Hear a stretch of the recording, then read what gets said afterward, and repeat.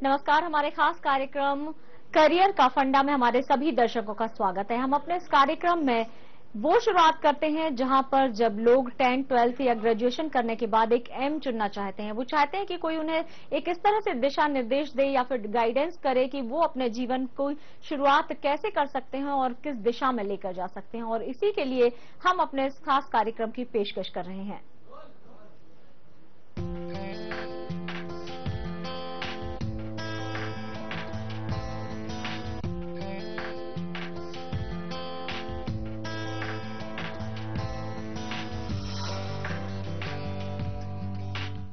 तो हम अपने इस खास कार्यक्रम में जगह बनाने की कोशिश कर रहे हैं उन लोगों के बीच, उन लोगों को हम जानकारी देना चाहते हैं जो कि अपने जीवन में एक एम बनाकर आगे बढ़ना चाहते हैं, या फिर कुछ ऐसे लोग जो अभी तक अपना एम नहीं सोच पाए हैं और वो चाह रहे हैं कि आखिर वो जीवन में किस दिशा में जाएं। इस पर हम जानकारी देने के लिए और हमारे साथ मौजूद रहते हैं करियर काउंसलर, जिसकी जरूरत पड़ती है कि जो आपको दिशा निर्देश दे कि आप अपने जीवन की शुरुआत कैसे कर सकते हैं। तो इसके लिए हमारे साथ स्टूडियो में मौजूद है प्रसन्न संत जी। आपका बहुत बहुत स्वागत है स्टूडियो में। Thank you. तो आज हम बात करेंगे उन लोगों की जो इन चीजों से काफी या तो दूर हैं या तो उस चीज को समझ नहीं पा रहे हैं कि आखिर अपने जीवन की शुरुआत कहां से करें। खास करके प्रसन्न जी, आज हम शुरुआत करेंगे तो सबसे पहले यही जानना चाहेंगे काफी कम शब्दों में, करियर है क्या? देखिए, अभी आपने जो इंट्रोडक्शन दिया उसमें दो बहुत महत्वपूर्ण वर्ड्स आपने यूज किए। एक था दिशा और दूसरा था गाइडेंस, यानी मार्गदर्शन।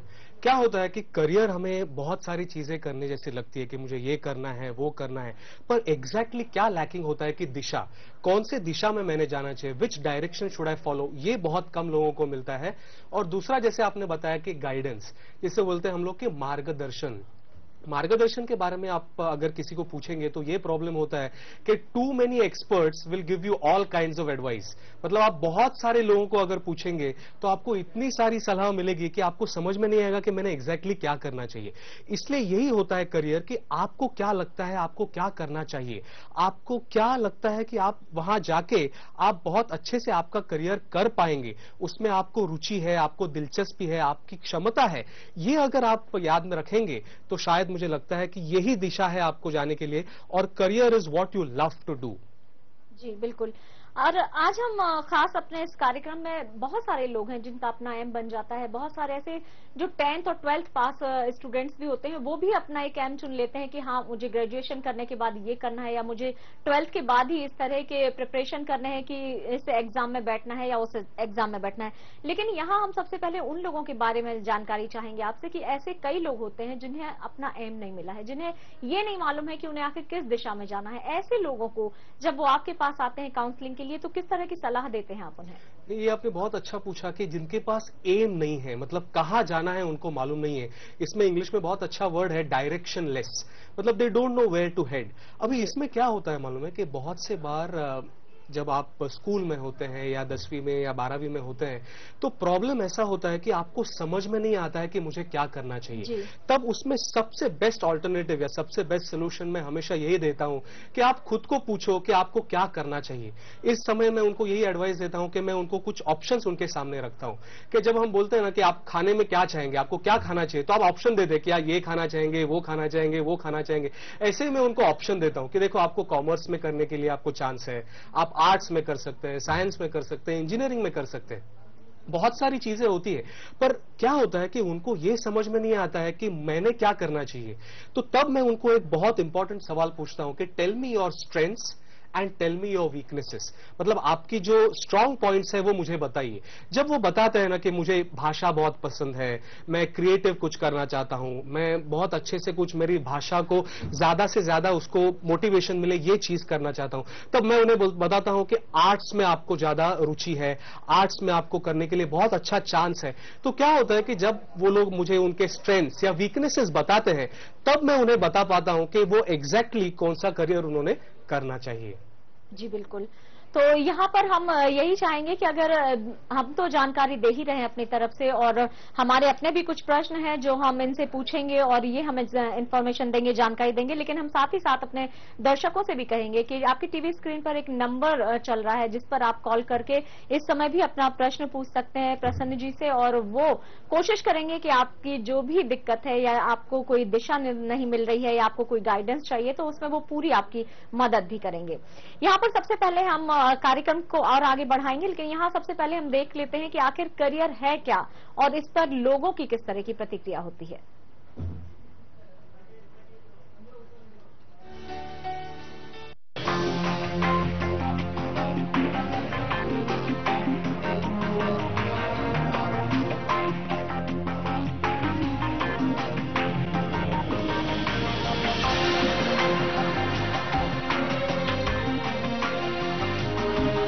करियर एक ऐसा शब्द जो हर किसी की जुबान पर आम है।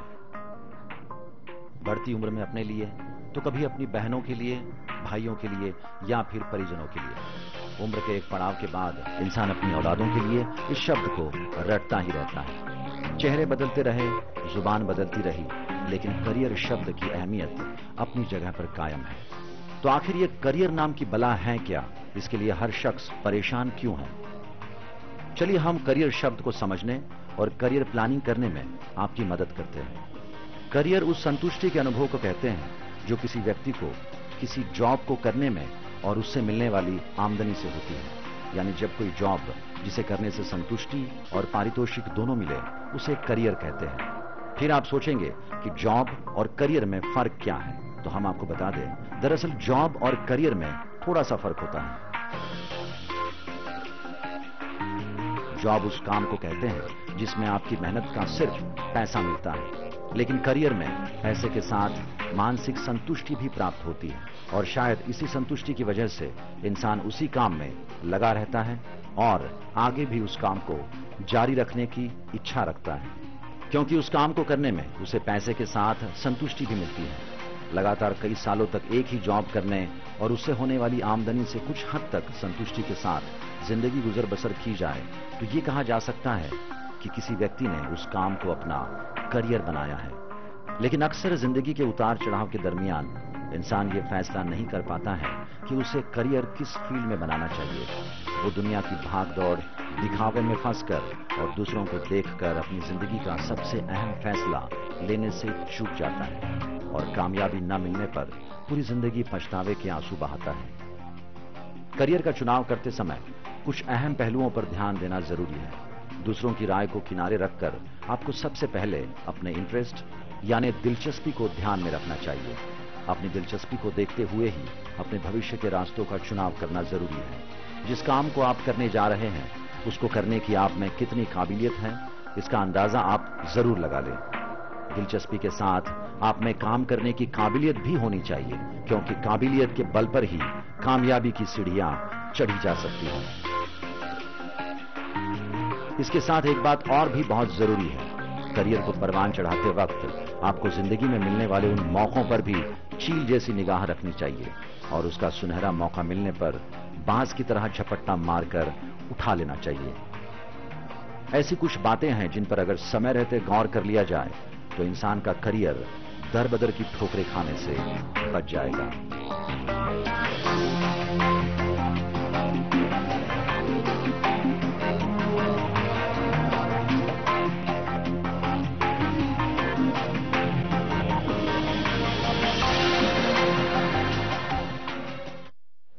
तो आपने इस पैकेज में देखा कि आखिर करियर है क्या और किस तरह का काम हमें करना चाहिए जिसमें न सिर्फ पैसा, ओहदा, बल्कि आपको सेटिस्फेक्शन भी मिलना चाहिए कि आप जो कर रहे हैं उसमें आप 100% दे पा रहे हैं और उससे आपको खुशी भी मिल रही है। हम अपने कार्यक्रम को आगे बढ़ाएंगे। यहाँ पर हमारे एक कॉलर जुड़ गए हैं नांदेड़ से, ये हैं सुरेश राजम जी। सुरेश जी, क्या पूछना चाहेंगे आप यहाँ?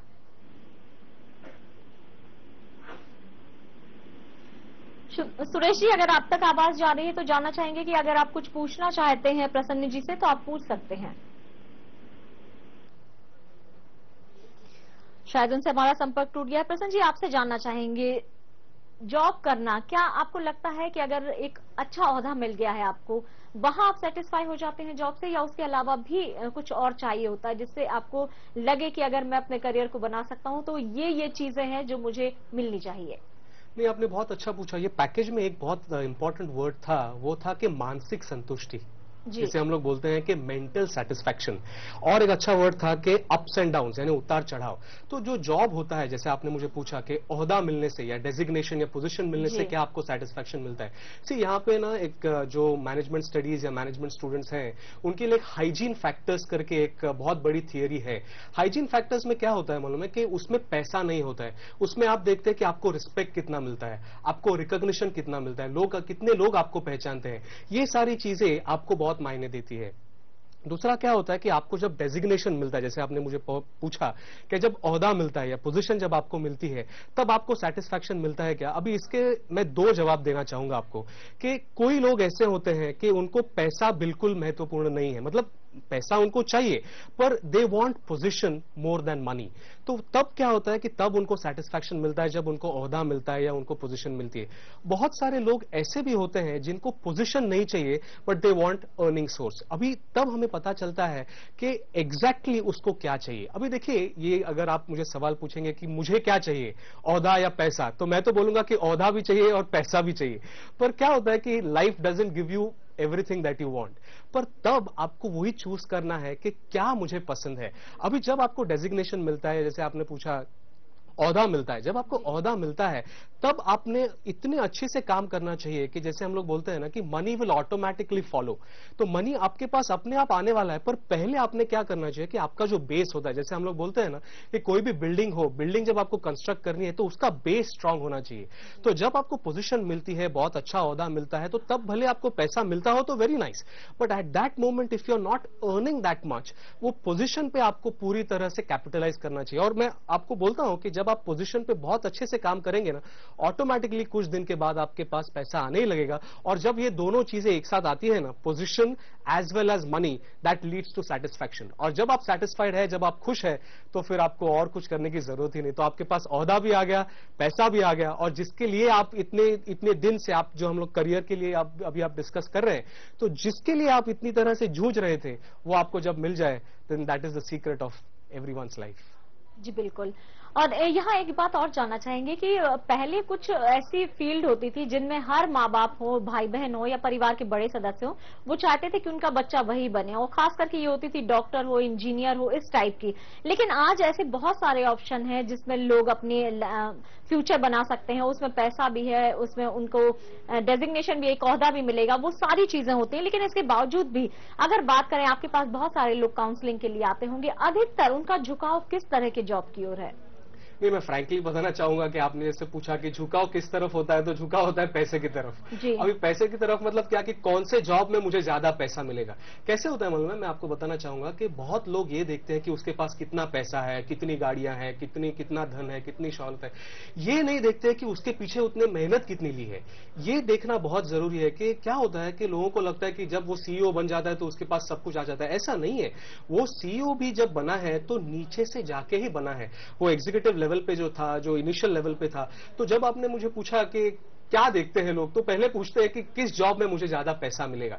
उसके पहले आपने जो सवाल मुझे पूछा कि जब दुविधा होती है, या जब आप मेरे पास जब आते हैं कि मुझे क्या करना चाहिए या मुझे समझ में नहीं आ रहा है, तो उसमें यही मैं उनको बताता हूं कि आप जब जॉब चूज करते हैं या कोई भी करियर के बारे में आप जब कहते हैं, तो एक चीज आपको याद रखनी चाहिए कि मम्मी डैडी आपको बोलेंगे कि इंजीनियर बनो या डॉक्टर बनो। जैसे हम लोग बात कर रहे थे तो आपने मुझे बताया कि नहीं, तू इंजीनियर ही बन या तू डॉक्टर ही बन। ऐसा नहीं है। आज अगर हम लोग देखने जाएंगे, तो आज अगर कोई इंटरनेट वेबसाइट्स पे आप जाएंगे, किसी को पूछेंगे, तो इतने सारे जॉब्स और करियर अपॉर्चुनिटीज अवेलेबल है जिसके बारे में आप 20 साल पहले सोच भी नहीं सकते थे।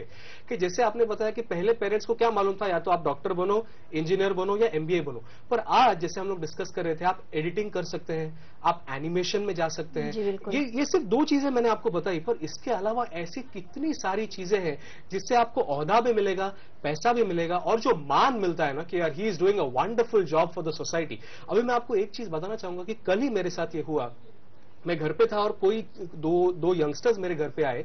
वो एक एनजीओ के लिए, मतलब जो नॉन गवर्नमेंट ऑर्गेनाइजेशन होता है उसके लिए काम कर रहे थे, और वो जो ओल्ड सिटीजन्स होते हैं या सीनियर सिटीजन्स होते हैं उनके लिए वो पैसा इकट्ठा कर रहे थे कि उनके कैटरैक्ट का ऑपरेशन हो जाए या उनको कोई चीज की जरूरत पड़े। अभी देखिए ये भी एक जॉब है, ये भी एक करियर अपॉर्चुनिटी। इनिशियली आपको भले ज्यादा पैसा ना मिले, पर जो सेटिस्फैक्शन मिलता है ना कि मैं एक सोसाइटी के लिए, समाज के लिए कुछ कर रहा हूं, और मैं आपको बताता हूं कि जो सेटिस्फैक्शन जो मिलता है ना, that satisfaction eight times is even better than earning lot of money. जब आप खुश है, जब आपको अच्छा लगता है जो चीज आप कर रहे हैं, तो वो पैसे से बहुत ज्यादा बड़ी होती है। पर अगर कोई मेरे पास आता है तो मैं आपको फ्रैंकली बताऊंगा, वो तो मुझे पहले यही पूछता है कि पैसा सर ज्यादा कहां पे है। मेहनत करने के लिए वो शायद इतने रेडी नहीं होते, शॉर्टकट के लिए बहुत ज्यादा एक्साइटेड होते हैं, जैसे हम लोग बोलते हैं T20 का जमाना है।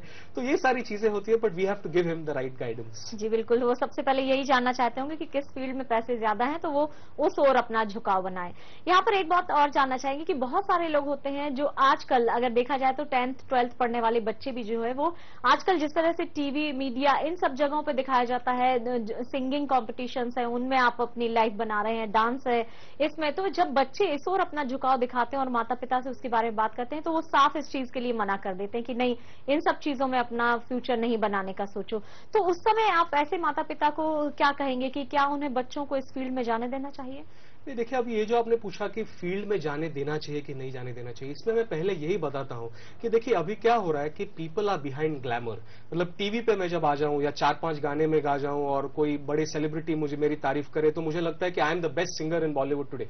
ऐसा नहीं होता है। क्या होता है कि ग्लैमर की जो दुनिया है, जैसे हम लोग पेपर में पढ़ रहे हैं, बहुत डिफिकल्ट है यहाँ पे एग्जिस्ट करना। इसलिए मैं पेरेंट्स को यही बताता हूं कि ठीक है, आप उन्हें एनकरेज कीजिए, उनको सिंगिंग करना है, डांसिंग करना है, उनको एनकरेज कीजिए, बिकॉज हॉबी भी होनी चाहिए, कोई पसंद भी आपकी होनी चाहिए जिसको आप परस्यू करें। पर मैं हमेशा उनको ये एडवाइस देता हूं, ये सलाह देता हूं कि उनका ग्रेजुएशन पहले आप पूरा कीजिए। क्योंकि ग्रेजुएशन से क्या होता है, ग्रेजुएशन के बाद आपको एक डिग्री मिलती है कि कल जाके आपका आवाज खराब हो जाए या आपको कुछ ऐसा हो जाए कि जिसकी वजह से आप गाना नहीं गा सकते हैं या डांस नहीं कर सकते। अभी एक चीज आप यहां पे भी याद रखिए कि गाना गाना या डांस करना ये कोई कंसिस्टेंसी ऑफ इनकम नहीं है। आपको आज भले 10 शो मिल रहे हो, फिर 6 महीने आपको शो ही नहीं मिलेंगे, तो आप क्या करेंगे? पर उस समय अगर आपके पास एक बहुत अच्छी डिग्री है, बीकॉम है, बीएससी है, बीए है, व्हाटएवर, मैं उनको यही सलाह देता हूं कि भले आप उनको एनकरेज करो, उनको सिंगिंग करना है, डांसिंग करना है, let them pursue their hobby, but along with that they also have to pursue education. मैं ये नहीं बोलता हूं कि बहुत बड़ी डिग्री कीजिए, पर ग्रेजुएशन होना बहुत जरूरी है। आज मैं मैडम आपको ये बताना चाहूंगा कि बहुत लोग ऐसा कर रहे हैं कि सिंगिंग और डांसिंग में आज उनको बहुत पैसा आ रहा है, लाखों मिल रहे हैं, करोड़ों मिल रहे हैं, पर वो एजुकेशन की तरफ बहुत इग्नोर कर रहे हैं। ये इग्नोरेंस अच्छा नहीं है। एजुकेशन होना ही चाहिए। मतलब मैं ऐसा नहीं बोलता हूं कि बहुत बड़ा डॉक्टर है, इंजीनियर बनो, पर ग्रेजुएशन से आपको एटलीस्ट एक डिसेंट लेवल ऑफ इनकम मिल सकता है। सिंगिंग और डांसिंग करना चाहिए, आपकी हॉबी है तो वो परस्यू करनी ही चाहिए। एक एग्जांपल मैं देना चाहूंगा, जैसे अनिल कुंबले हैं, आज के बहुत बड़े क्रिकेटर हैं अनिल कुंबले, उनका आप अगर डिग्री देखोगे, उन्होंने इंजीनियरिंग किया है, आज उन्होंने क्रिकेट में बहुत अच्छा करियर किया है, वो तो छोड़ दीजिए। पर देखिए कि हमेशा ये माइंडसेट होना चाहिए, आप हॉबी परस्यू कीजिए, आपको जो करना है वो कीजिए, पर मैं पेरेंट्स को यही बताता हूं कि उनको आप मोटिवेट कीजिए, पर ये ख्याल रखिए कि उनका ग्रेजुएशन कम से कम होना चाहिए, ताकि कल जाके अगर कुछ रिसेशन आता है या कुछ अलग ट्रेंड्स आते हैं, so education always acts as a backup to save you in difficult times. जी बिल्कुल, हमेशा ही काम आती है और शिक्षा तो होनी चाहिए, क्योंकि वो आपके अपने जो सामाजिक आपकी लाइफ है उसमें भी कहीं ना कहीं एक बहुत बड़ी भूमिका निभाती है। आपको अपने परिवार के लिए सोचने की, समझने की शक्ति भी आपको प्रदान करती है। इसके अलावा हम आपसे जानना चाहेंगे कि अगर जो लोग ये चाहते हैं कि उनके बच्चे नए कुछ ऑप्शन चुने, तो ऐसे कौन से अभी इस समय आप सजेस्ट कर सकते हैं बच्चों को, कि स्टूडेंट्स को, कि अगर वो ग्रेजुएशन करके निकल रहे हैं और अगर वो कुछ नया करना चाहते हैं तो ऐसे कौन से उनके लिए जॉब ऑप्शन है? देखिए अभी हम लोग जॉब के बारे में बात कर रहे हैं। देखिए ये एक चीज हमें ये भी याद रखनी चाहिए कि आज एंटरप्रेन्योरशिप जिसे हम लोग बोलते हैं, या बिजनेस, या खुद का ही कुछ ऑफिस खोलना, कोई ऑर्गेनाइजेशन खोलना, कोई एकेडमी खोलना, ये भी बहुत एक अच्छा बड़ा ट्रेंड हो गया है। कि क्या होता है कि हमारा माइंडसेट यही रहता है कि हमें जॉब करना है, 9 to 5 या 9 to 6 ये जॉब करना है। देखिए सिर्फ जॉब करने से ही आपको सेटिस्फैक्शन मिलेगा ऐसा नहीं, आपको खुद का कुछ करना चाहिए। जैसे मैं हमेशा बोलता हूं कि after your graduation try to pursue your hobby from which you can also earn a source of income. जैसे आपने पूछा कि क्या अलग हो सकता है, अलग यही मैं बताना चाहूंगा कि डायरेक्ट आप ऐसा ही मत सोचे कि मुझे जॉब मिलनी चाहिए, कोई जॉब मिलेगी तो मैं खुश रहूंगा। ठीक है, वो भी एटीट्यूड अच्छा है, पर एक एंटरप्रेन्योर जिसे हम लोग बोलते हैं कि एक खुद का एक बिजनेस जब खुलता है कोई, तो उसमें भी क्या होता है मालूम है कि बहुत सारा फ्रीडम आपको मिलता है। जब आप बीकॉम करते हैं या बीएससी करते हैं, ऐसा नहीं मैं बोल रहा हूं कि सिर्फ आप सीए बनो या डॉक्टर बनो या इंजीनियर बनो, आप खुद का, मैं आपको एक एग्जांपल देना चाहूंगा कि मेरे एक फ्रेंड है, उन्होंने खुद का एक पार्लर खोला है। अभी देखिए, पार्लर के बारे में अगर मैं आपको पूछूं कि मैं आपको बताऊं तो आपके पेरेंट्स बोलेंगे अरे ये क्या कर रहा है, पर देखिए ये भी आज एक बहुत बड़ा प्रोफेशन बन गया है। पार्लर आपका खुद का होना, जिसमें बहुत सारे लोग आते हैं, आपको प्रतिष्ठा मिलती है, पैसा भी मिलता है। तो आप ऐसा, आज कोई भी करियर नहीं है, कोई भी कोर्स नहीं है जिसमें आप अच्छा नहीं कर सकते। बहुत सारी नई चीजें आई है, जैसे अभी आप देखिए, आप यहाँ पे एंकर हैं, यहाँ पे आप जर्नलिज्म करते हैं, तो ये सारी चीजें करके भी आप टेलीविजन में आज देखिए इतने चैनल्स हैं आज, तो मीडिया में जा सकते हैं, कॉमर्स में जा सकते हैं, बैंकिंग में जा सकते हैं। जितना आप सोचोगे उतना कम है। The more you think, the more options you have at hand to choose from. जी बिल्कुल। प्रसन्ना, यहाँ पे हमारे साथ एक कॉलर जुड़ रही हैं, रेनू जी, ये मुंबई से ही हैं। रेनू जी, क्या पूछना चाहते हैं आप? हेलो जी। हाँ, मुझे ना मेरे बेटे के बारे में पूछना है, क्योंकि वो अभी एसएससी पास किया है, उसमें वो डिसाइड ही नहीं कर पा रहा है, मीन्स मैं कॉमर्स लूँ कि आर्ट्स लूँ।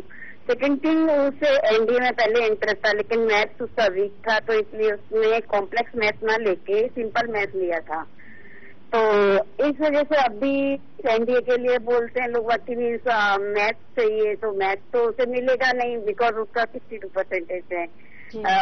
अभी परसेंटेज उसका 61.09 आया है, और एमडी कॉलेज में उसका आया आर्ट्स में। तो हम लोग जैसे थोड़ा बहुत, मैंने बीएससी सेकेंड ईयर किया हुआ है, लेकिन पहले मैंने 20 साल पहले किया हुआ है, तो उस तरीके से, और मैंने आगरा से किया है, तो इधर का मुझे ज्यादा नॉलेज नहीं है। तो मैं उसे आफ्टर 12th के बाद बोल रही हूँ, मीन्स क्योंकि हमारी थोड़ा फाइनेंशियल प्रॉब्लम भी है, मीन्स ज्यादा हम लोग खर्चा भी नहीं कर सकते, तो इसलिए मैं बोली कि मीन्स उसे तू आर्ट्स लेके डीएड कर ले, फिर टीचिंग, तो मीन्स, लेकिन वो इंटरेस्टेड नहीं है टीचिंग कोर्स करने के लिए। जी, तो आप जानना चाहते हैं कि किस तरह की दिशा निर्देश दें उसे, या आपको अभी तो प्रसन्न जी बिल्कुल प्रसन्न जी आपको बताएंगे, लेकिन आप एक अच्छे काउंसलर से मिलके इस पर ज्यादा समय देके आप बातचीत करेंगी तो ज्यादा बेहतर होगा। प्रसन्न, ये भी एक सबसे बड़ी चीज है जो परेशानी होती है लोगों की, कि अगर वो कुछ करना चाहते हैं तो कहीं ना कहीं पैसे की दिक्कत तो जरूर बीच में आ जाती है, जिसकी वजह से उन्हें अपनी फील्ड को चेंज करने की या अपने एम को चेंज करना पड़ता है, सोच को चेंज करना पड़ता है।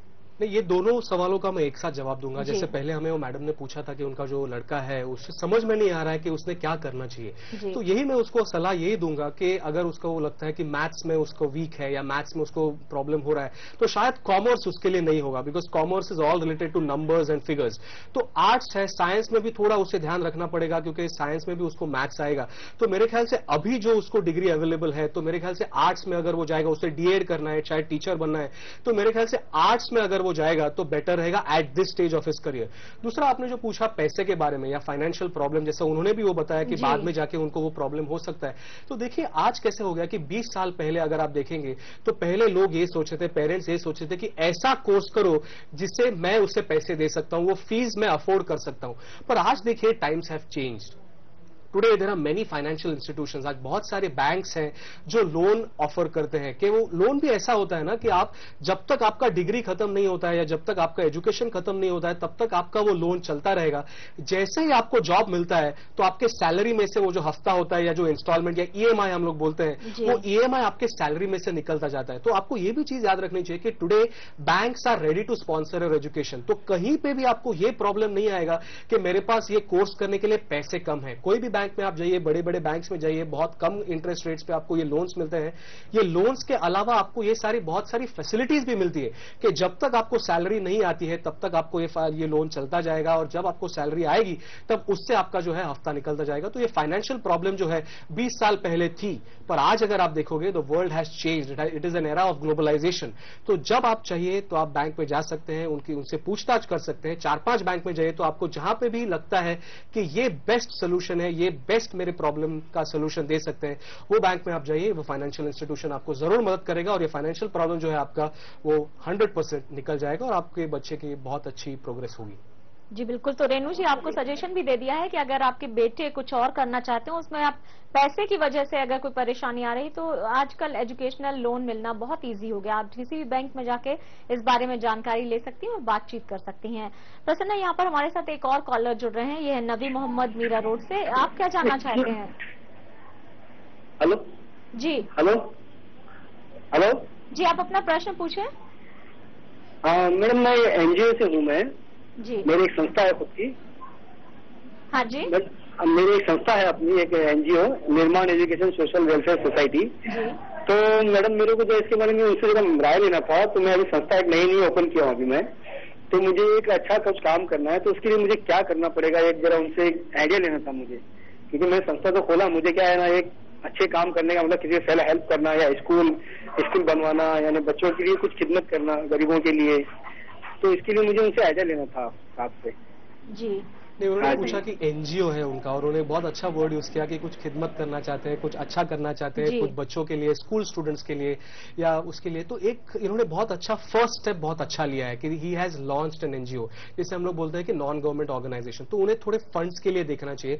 अगर उनके पास फंड्स हो गए तो ऐसे बहुत सारे बच्चे हैं, आज हम लोग पेपर में पढ़ते हैं कि उन्हें 90% मिला है, 95% मिला है, 98% मिला है, पर कुछ कारणों की वजह से उन्हें फाइनेंशियल प्रॉब्लम आ रही है या जो कोर्स करना चाहते हैं वो कोर्स में नहीं हो पा रहे हैं और जहां से उनको पैसा नहीं मिल रहा है। तो ऐसे लोग वो ढूंढ सकते हैं, ऐसे बच्चों को स्पॉन्सर कर सकते हैं जिन्हें 10वीं में या 12वीं में बहुत अच्छे मार्क्स मिले हैं, बट कोई फाइनेंशियल प्रॉब्लम की वजह से उनको नहीं मिल रहा है। तो बैंक्स में तो वो तो जाते ही हैं, पर अगर एनजीओ भी सामने आए और उनके पास बहुत फंड्स होते हैं, स्पॉन्सर किया होता है, उनके पास बहुत सारे फंड्स होते हैं, तो फर्स्ट स्टेप मैं उनको यही बोलूंगा कि उन्होंने लॉन्च तो किया है, पर ऐसे अभी 10th स्टैंडर्ड के रिजल्ट्स लगे हैं, 12th स्टैंडर्ड के रिजल्ट्स लगे हैं, टीवाइस के भी रिजल्ट्स लगे हैं। तो ऐसे बहुत सारे बच्चे उनके पास होंगे कि वो कुछ पैसों की वजह से या कुछ स्पॉन्सर ढूंढ रहे हैं। तो ये एनजीओ के पास बहुत पैसे अगर होंगे या थोड़े फार भी पैसे होंगे तो पैसे लेके उनको एजुकेशन कोई स्पॉन्सर कर सकते हैं, या अगर वो बाहर जाना चाहते हैं तो बच्चे के फाइनेंशियल टूर भी वो स्पॉन्सर कर सकते हैं, जिससे क्या होगा कि वो बच्चे को भी बहुत खुशी होगी कि कोई एनजीओ ने मुझे हेल्प किया है। और वो मीरा रोड से शायद उन्होंने फोन किया था,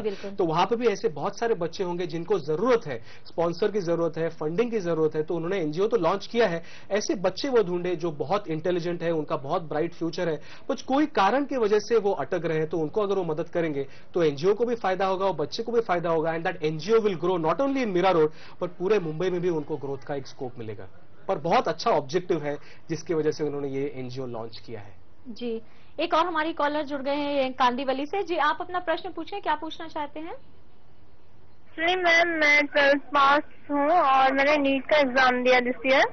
तो वही मैं सोच रही थी कि मैं क्या करूँ, मतलब जैसे कि हेल्थ साइंस के बहुत सारे हैं, BHMS या BAMS, तो उसके लिए